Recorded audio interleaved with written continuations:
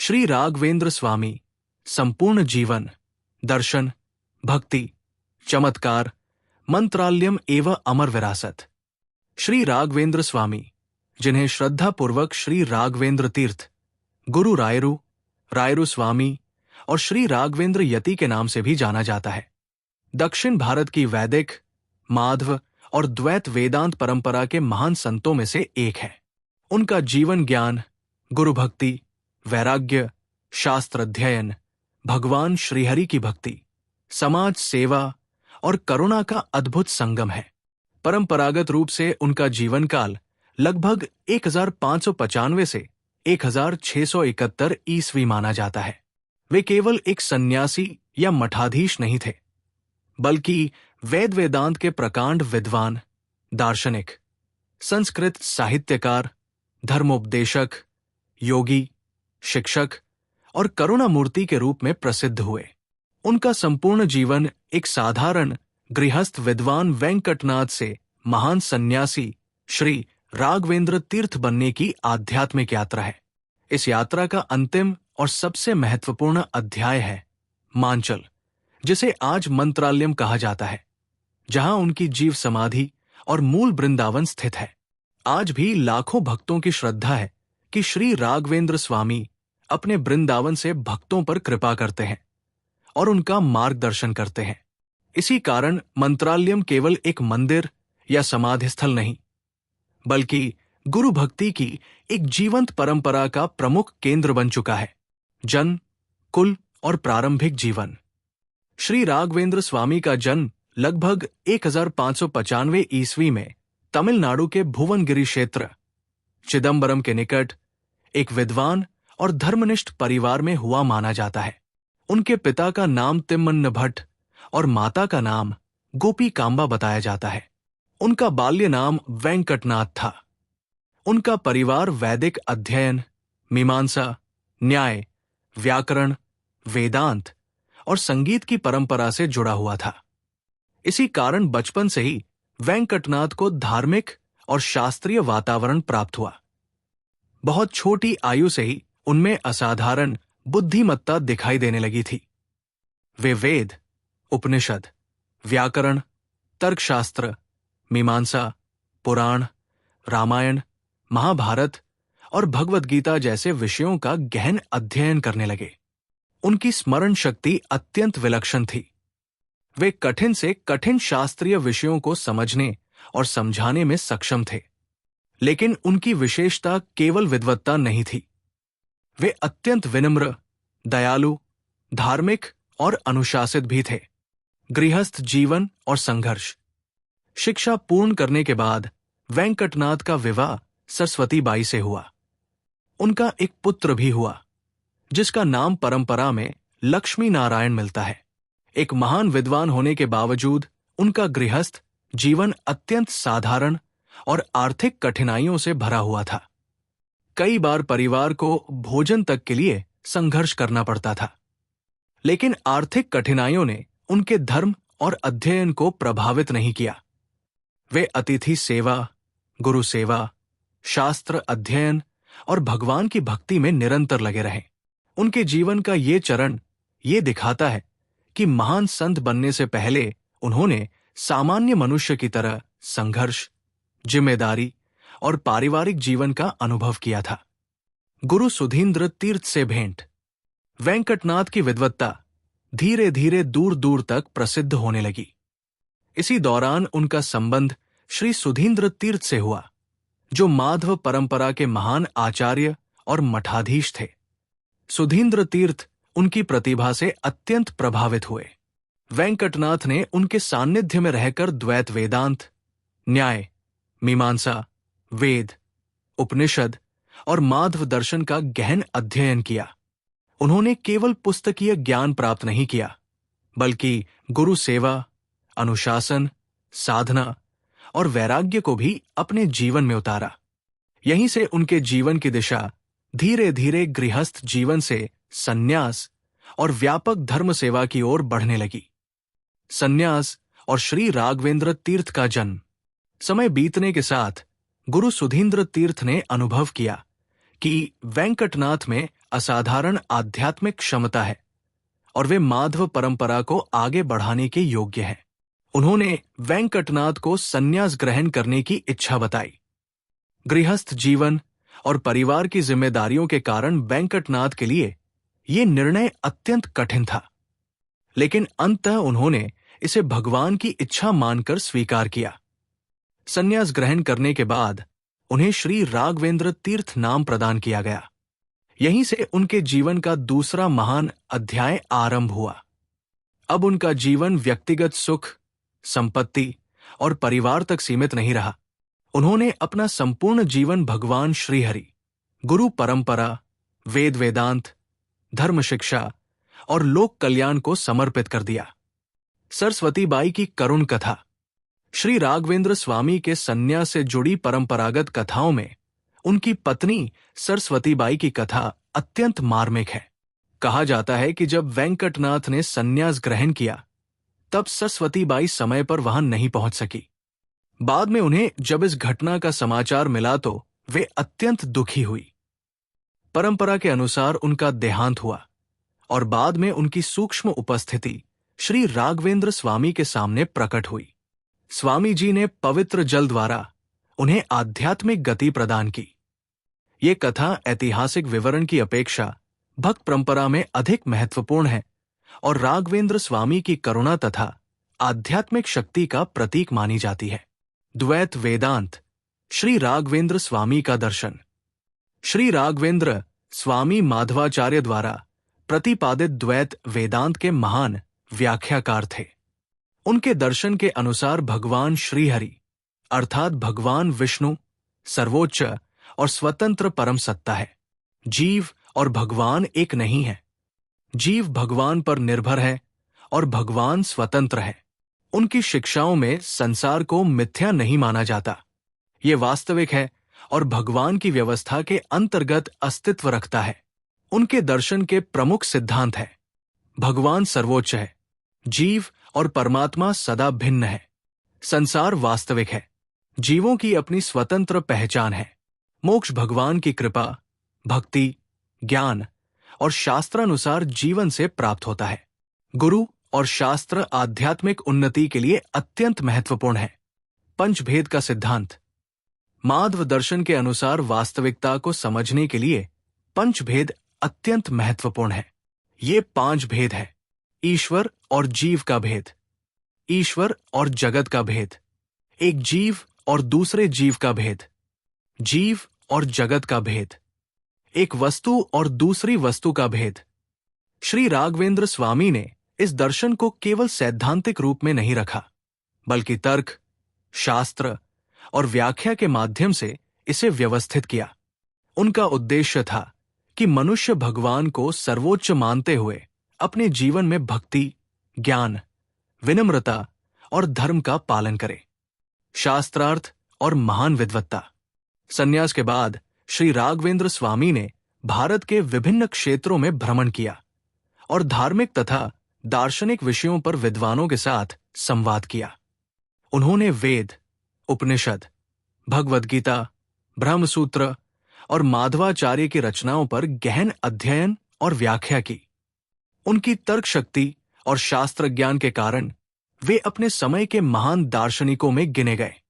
उन्होंने विभिन्न दार्शनिक परंपराओं के विद्वानों के साथ शास्त्रार्थ किए और द्वैत वेदांत के सिद्धांतों को दृढ़ता से प्रस्तुत किया। उनका उद्देश्य केवल दूसरे मतों का खंडन करना नहीं था, बल्कि अपने गुरु माधवाचार्य की दार्शनिक परंपरा को व्यवस्थित और मजबूत करना था। साहित्यिक योगदान। श्री राघवेंद्र स्वामी ने संस्कृत में अनेक महत्वपूर्ण ग्रंथों और टीकाओं की रचना की। उनकी विद्वत्ता का सबसे बड़ा योगदान ये था कि उन्होंने माधव दर्शन की जटिल अवधारणाओं को व्यवस्थित रूप में प्रस्तुत किया।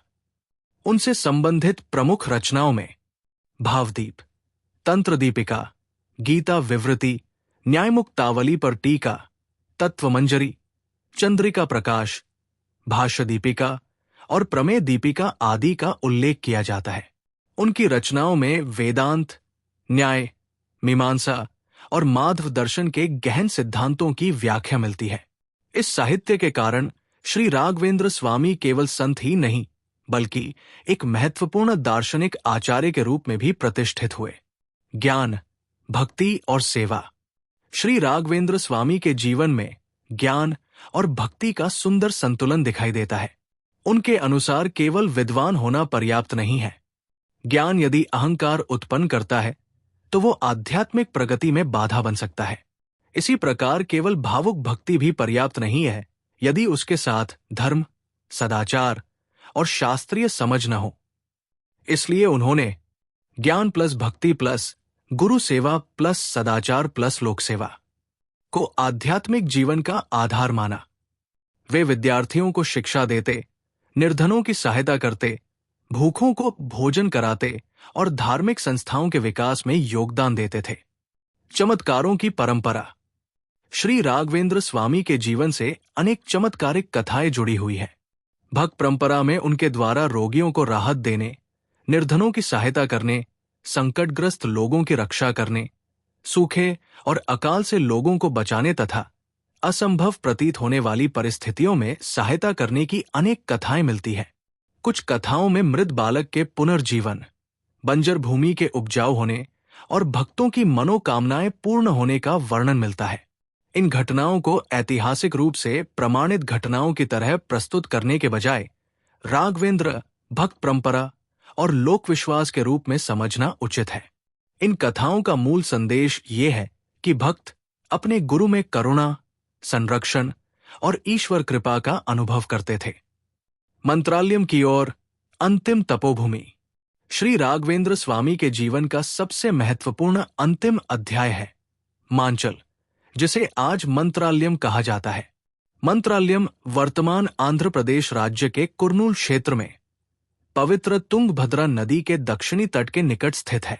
ये क्षेत्र कर्नाटक की सीमा के बहुत पास है और ऐतिहासिक रूप से कर्नाटक, आंध्र और तेलुगु कन्नड़ सांस्कृतिक परंपराओं के बीच एक महत्वपूर्ण धार्मिक क्षेत्र रहा है। आज मंत्रालयम की पहचान सबसे अधिक श्री राघवेंद्र स्वामी के मूल वृंदावन और जीव समाधि के कारण है। आंध्र प्रदेश सरकार के पर्यटन विवरण में भी मंत्रालयम को श्री राघवेंद्र स्वामी की जीव समाधि से जुड़े प्रमुख तीर्थस्थल के रूप में वर्णित किया गया है। मांचल का प्राचीन महत्व। मंत्रालयम का प्राचीन नाम मांचल या मांचले बताया जाता है। राघवेंद्र परंपरा में इस भूमि को अत्यंत पवित्र माना गया है। भक्त परंपरा के अनुसार इस क्षेत्र का संबंध भगवान के महान भक्त प्रहलाद से भी जोड़ा जाता है और माना जाता है कि प्रहलाद ने यहां यज्ञ किया था। इसी धार्मिक परंपरा के कारण श्री राघवेंद्र स्वामी ने इस स्थान को अपनी अंतिम तपोभूमि के रूप में चुना।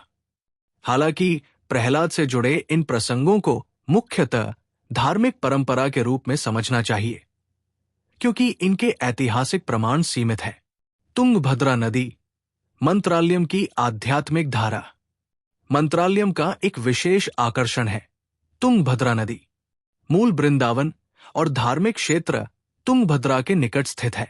इस नदी ने मंत्रालयम के धार्मिक और सांस्कृतिक जीवन को विशेष पहचान दी है।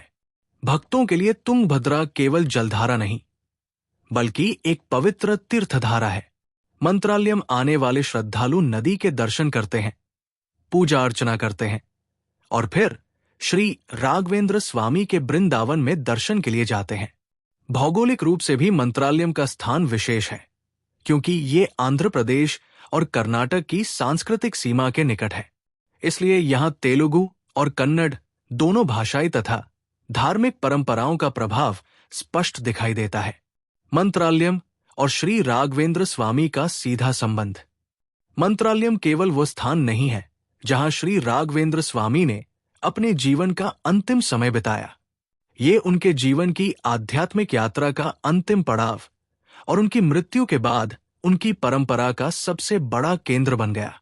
यदि उनके जीवन को एक यात्रा के रूप में देखें तो वो यात्रा इस प्रकार दिखाई देती है।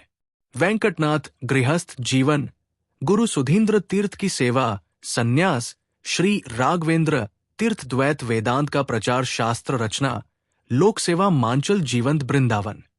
इस प्रकार मंत्रालयम उनके जीवन की समाप्ति नहीं बल्कि उनकी आध्यात्मिक विरासत के एक नए युग का आरंभ बना। जीवंत वृंदावन प्रवेश 1671 ईस्वी। सन 1671 ईस्वी श्री राघवेंद्र स्वामी के जीवन का सबसे महत्वपूर्ण वर्ष माना जाता है। परंपरा के अनुसार उन्होंने अपने शिष्यों को पहले ही संकेत दे दिया था कि उनका पृथ्वी पर कार्य पूर्ण होने वाला है। अंतिम समय में उन्होंने पूजा, जप, वेदपाठ और आध्यात्मिक उपदेश किया। इसके बाद वे पद्मासन में बैठकर ध्यान में लीन हुए। माधव और राघवेंद्र परंपरा के अनुसार उन्होंने सामान्य मृत्यु के बजाय जीव समाधि या जीवंत वृंदावन प्रवेश किया। उनके चारों ओर शास्त्रोक्त विधि से वृंदावन का निर्माण किया गया।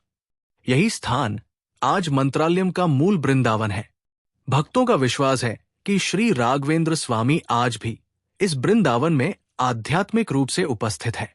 इसी विश्वास के कारण उन्हें केवल अतीत के संत के रूप में नहीं, बल्कि जीवंत गुरु के रूप में पूजा जाता है। गुरु रायरु, जीवंत गुरु की भावना। मंत्रालयम में श्री राघवेंद्र स्वामी को प्रेम से गुरु रायरु कहा जाता है। भक्तों की श्रद्धा है कि उन्होंने अपने भक्तों को कभी न छोड़ने का आश्वासन दिया था। इसी कारण उनके वृंदावन के सामने की गई प्रार्थना को भक्त केवल एक स्मारक के सामने की गई प्रार्थना नहीं मानते, बल्कि जीवंत गुरु से संवाद के रूप में अनुभव करते हैं। यही विश्वास मंत्रालयम की आध्यात्मिक शक्ति का मूल आधार है। पंचमुखी आंजनेय मंदिर और राघवेंद्र परंपरा। मंत्रालयम की तीर्थयात्रा का संबंध आसपास के अन्य धार्मिक स्थलों से भी है। इनमें पंचमुखी आंजनेय स्वामी मंदिर विशेष रूप से प्रसिद्ध है। राघवेंद्र परंपरा में हनुमान, भीम और मध्वाचार्य की परंपरा को विशेष महत्व प्राप्त है। माधव संप्रदाय में हनुमान को भगवान विष्णु के महान भक्त और वायुदेव की परंपरा से जोड़ा जाता है। इसी कारण पंचमुखी आंजनेय की उपासना राघवेंद्र भक्तों के लिए भी विशेष महत्व रखती है। मंत्रालयम की यात्रा करने वाले अनेक भक्त पंचमुखी आंजनेय के दर्शन के साथ अपनी तीर्थ यात्रा को पूर्ण करते हैं। मंत्रालयम के प्रमुख धार्मिक स्थल।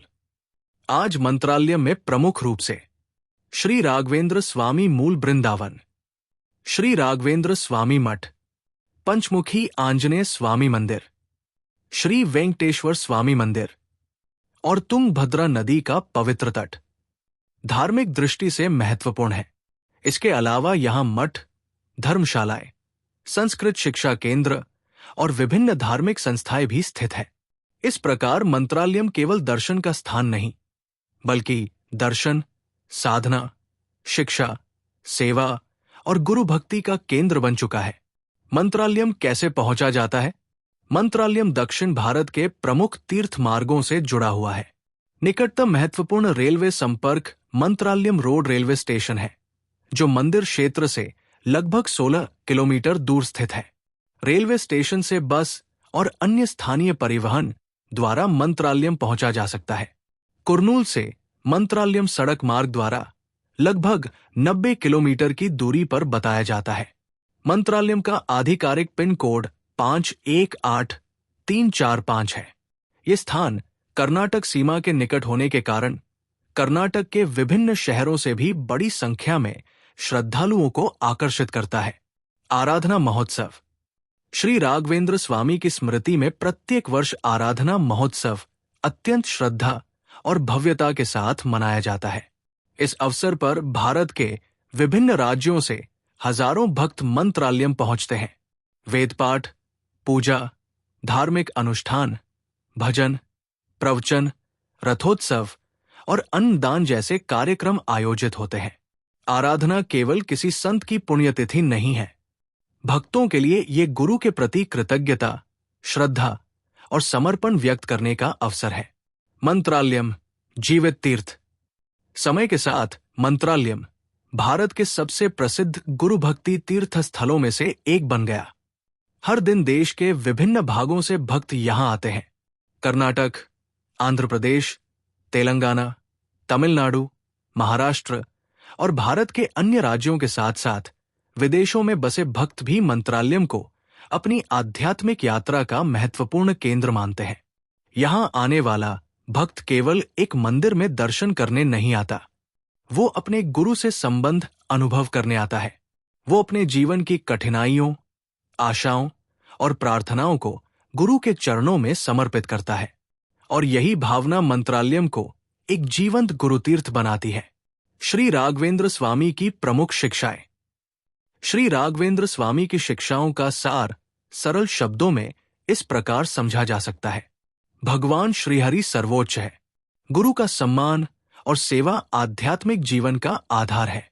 ज्ञान को अहंकार का कारण नहीं, बल्कि ईश्वर की ओर जाने का साधन बनाना चाहिए।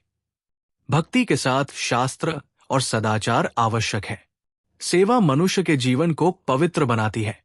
दीन दुखियों के प्रति करुणा रखना चाहिए। धर्म केवल पूजा नहीं, बल्कि जीवन का आचरण है। भगवान पर विश्वास रखते हुए अपने कर्तव्य का पालन करना चाहिए। नाम स्मरण और ईश्वर चिंतन मन को शुद्ध करते हैं। विनम्रता, क्षमा और करुणा संत जीवन के वास्तविक आभूषण हैं। आधुनिक विरासत। आज श्री राघवेंद्र स्वामी की परंपरा भारत के बाहर भी फैल चुकी है। उनके नाम पर मंदिर, मठ, धार्मिक संस्थाएं, संस्कृत पाठशालाएं, शिक्षा संस्थान और सेवा संगठन संचालित होते हैं। माधव दर्शन और द्वैत वेदांत के अध्ययन में उनकी रचनाओं का विशेष महत्व है। संगीत, साहित्य, नाटक और फिल्मों में भी उनके जीवन का चित्रण किया गया है। लेकिन उनकी सबसे बड़ी विरासत किसी पुस्तक या भवन में नहीं है। उनकी सबसे बड़ी विरासत है गुरु पर विश्वास, भगवान के प्रति भक्ति, ज्ञान के प्रति सम्मान, धर्म के प्रति निष्ठा और मानव सेवा के प्रति करुणा। श्री राघवेंद्र स्वामी की जीवन यात्रा का सार। यदि उनके संपूर्ण जीवन को कुछ चरणों में समझें, तो ये यात्रा अत्यंत प्रेरणादायक दिखाई देती है। एक प्रतिभाशाली बालक वेंकटनाथ से शुरुआत होती है। फिर एक विद्वान गृहस्थ का जीवन आता है। इसके बाद गुरु सुधींद्र तीर्थ की सेवा और शिक्षा आती है। फिर सन्यास के साथ श्री राघवेंद्र तीर्थ का जन्म होता है। इसके बाद द्वैत वेदांत का प्रचार, शास्त्रों की रचना, शास्त्रार्थ, शिक्षा और समाज सेवा का युग आता है। और अंत में तुंगभद्रा के पवित्र तट पर स्थित मांचल अर्थात वर्तमान मंत्रालयम उनकी अंतिम तपोभूमि बनता है। 1671 में उनके वृंदावन प्रवेश के बाद यही स्थान उनकी जीवंत आध्यात्मिक विरासत का केंद्र बन जाता है। निष्कर्ष। श्री राघवेंद्र स्वामी का जीवन भारतीय संत परंपरा में ज्ञान, भक्ति, गुरु सेवा, वैराग्य, शास्त्र और लोक कल्याण का अद्भुत संगम है। उन्होंने एक सामान्य गृहस्थ के रूप में जीवन की कठिनाइयों को देखा, गुरु से शिक्षा प्राप्त की, संन्यास स्वीकार किया, द्वैत वेदांत को मजबूत किया, अनेक शास्त्रीय ग्रंथों की रचना की और अपना संपूर्ण जीवन भगवान श्रीहरि तथा मानवता की सेवा में समर्पित कर दिया। उनका अंतिम निवास मंत्रालयम आज उनकी सबसे बड़ी जीवंत विरासत का केंद्र है। तुंगभद्रा नदी के तट पर स्थित ये पवित्र भूमि आज भी लाखों भक्तों को आकर्षित करती है।